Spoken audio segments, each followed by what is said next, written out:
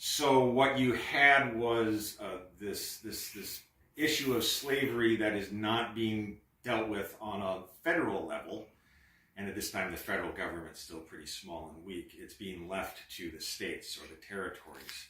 So as you can see, a number of states begin to outlaw it, others don't. But it's this idea of expansion of slavery that is really seen as the only way for abolitionists, people who don't want slavery, the only way to really get rid of it is to contain it. Keep it in the South, keep it in the 11 states that already exist, and as an institution over time, eventually it will stop. It won't be economically feasible. That, I think, is probably the end goal for most abolitionists. That's what they see as actually being feasible. People like John Brown are the outlier, of course. Right. With that. But what happens, though, is the country expands because there is no real clear message from the federal government on the issue of expansion of slavery. It's left up to the states. So this is how you get the Missouri Compromise of 1820. Right. Missouri enters as a slave state. Maine enters as a free state. Then a line is drawn in the dirt, the 3630 parallel.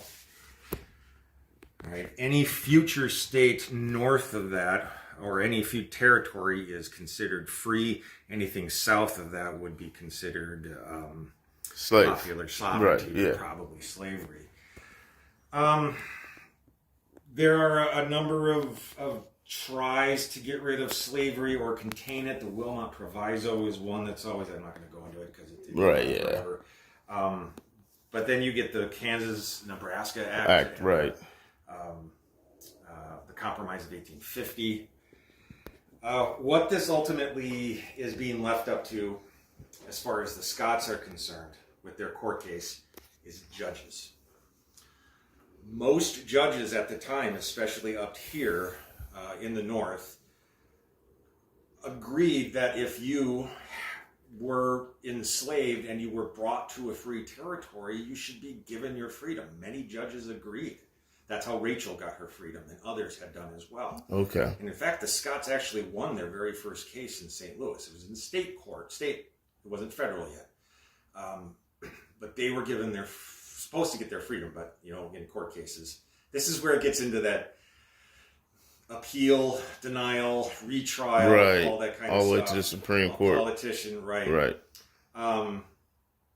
So it gets kind of tricky. Irene is in New England. She involves her brother. That's why this is called Scott v. Sanford. But ultimately what happens is the Scots are held for nearly 9.5 years in the St. Louis County Jail, essentially as evidence, if you will. Wait, I did not realize that. I've been to St. Louis and I did a tour, but I didn't ask people. They were held in jail for 9 years. Well, that's where they lived. Okay. They were still being rented out as enslaved individuals by Irene, so they would be in jail at night, and then during the day they would go out, do their thing, and then come back to the jail. All right, well, so they were slaves. Yeah, they were still slaves. Yeah, okay, there you go. All right. Work release, I don't know if that's... Okay. All the money, though, was being held by the sheriff. It wasn't going to Irene, so pending the outcome of the trial. Interesting, okay. The Scots had managed to, through this lawyer and through members of their church, managed to hide their daughters who were in their mid-teens by now. So they at least were gone, or free to a degree. So what ultimately happens is through this win and loss sort of thing through the state court, it becomes a test case. There are a lot of abolitionist money, and there's a lot of pro-slavery money being thrown at this court case because of as I said in the past, the unknown how do you deal with slavery? Right. It was essentially being kicked down the road. The can being kicked down the road by the I've used that federal same government. analogy many times. And so there's a lot of interest group interested in this case. That's how it gets to the federal court and eventually makes its way to the Supreme Court. So it gets to the Supreme Court, and the majority decision is, we're not going to kick that can anymore. We're not going to make these compromises anymore. We're gonna say what's what. Definitive, right? Right. So Roger Taney, Chief Justice, vast majority of the decision is just this nasty racist thing about how inferior, blah blah blah. It's just terrible.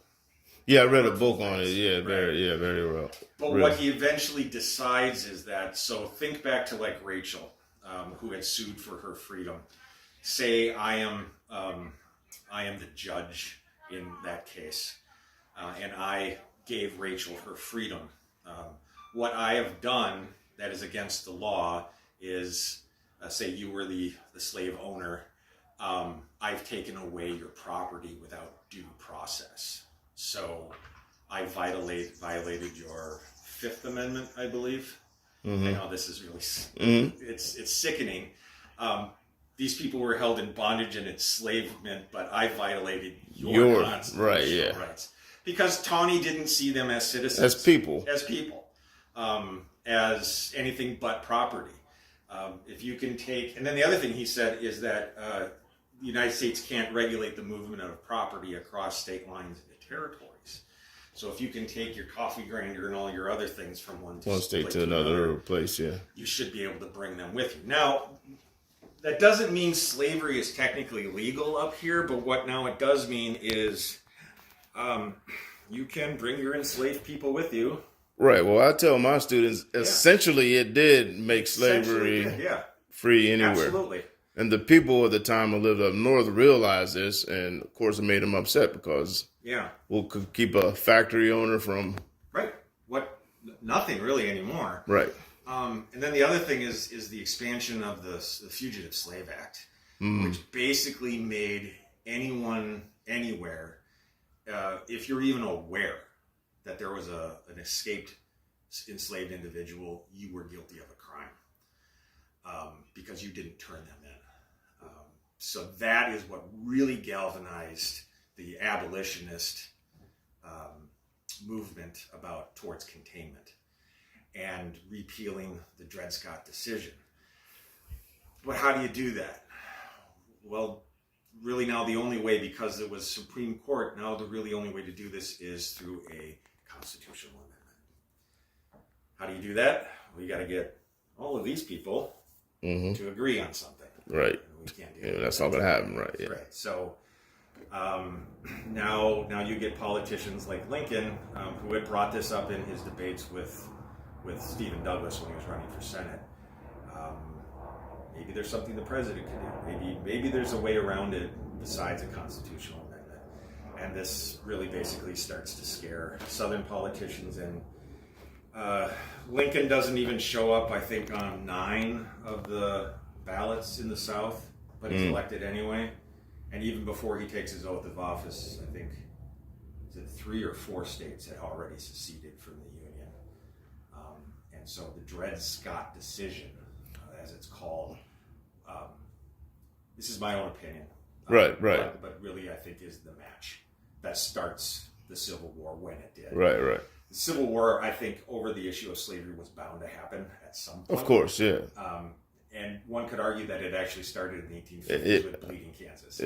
One could say it started a revolution. Absolutely. So I think the Scots are such an important part to American history because it's because of what happened.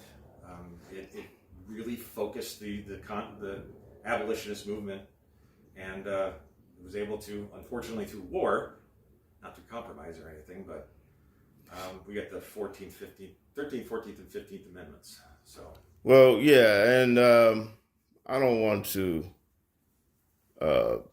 lessen the abolitionist movement. It was what it was, but I tell my students that it wasn't like Northerners were against slavery. No.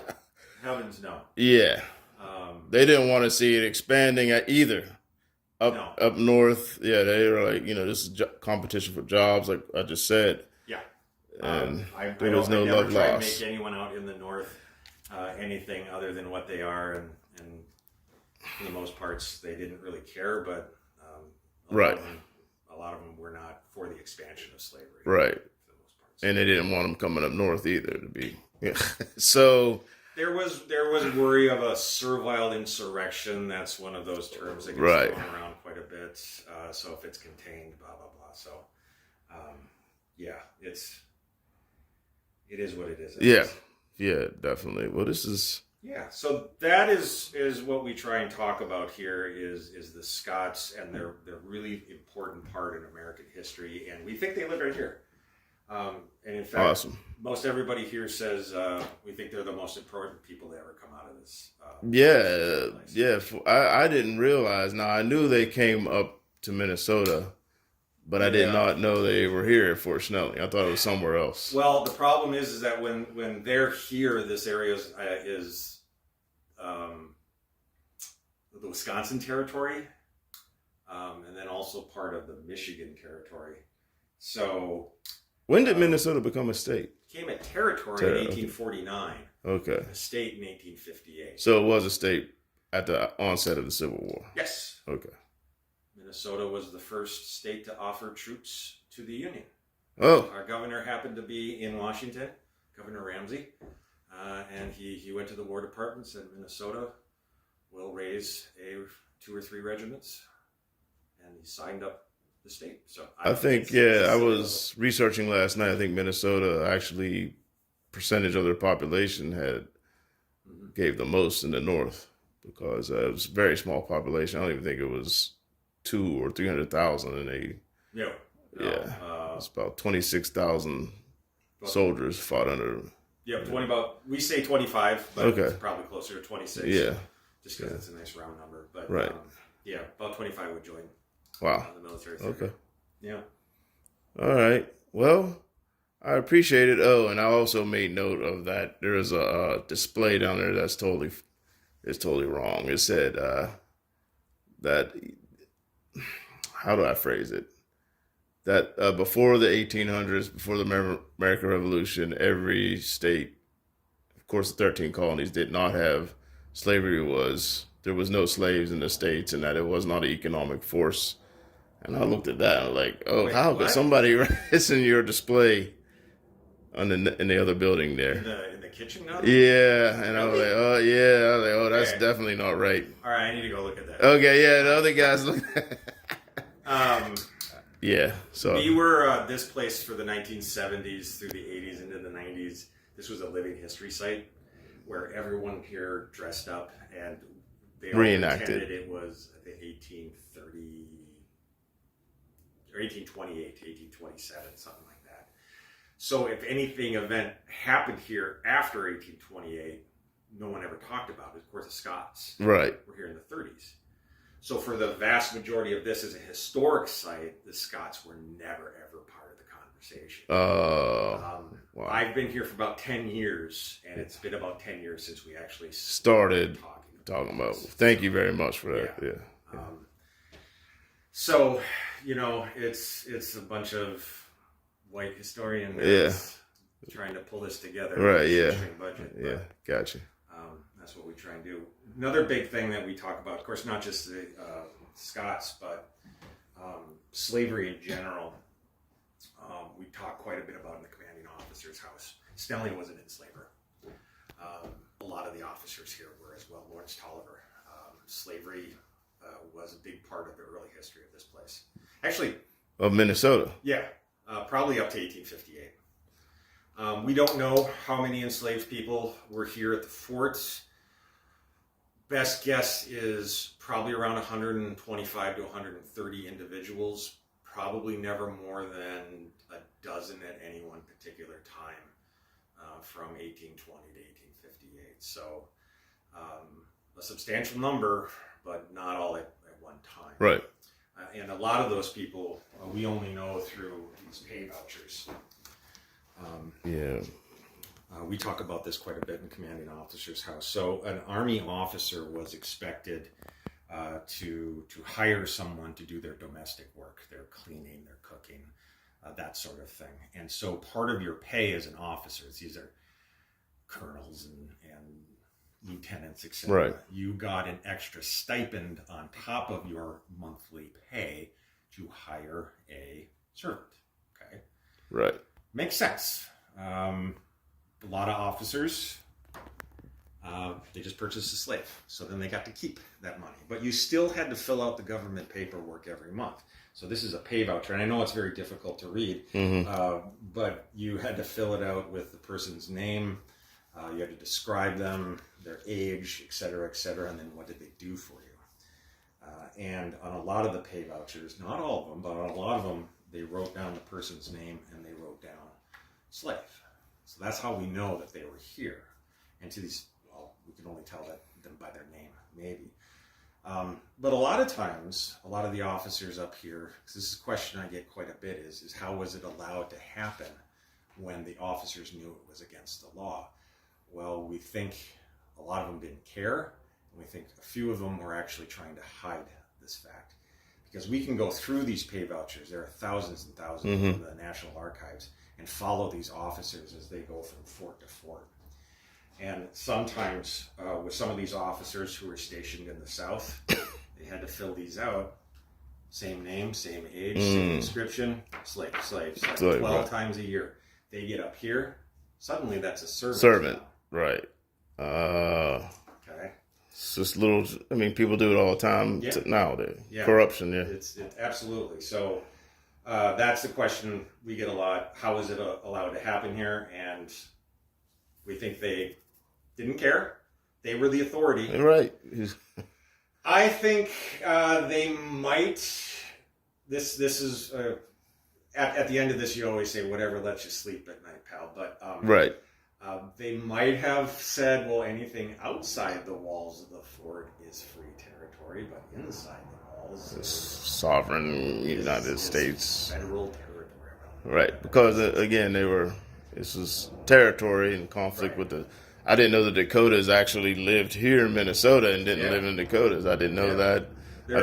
Yes. Well, there's seven Dakota different, communities, and this is what you call the Eastern Dakota. And there's 4 subgroups of the Eastern Dakota. Oh yeah, wow! I didn't know that Minnesota was mostly prairie land. I'm looking at all these trees here, and I'm like, how'd that happen?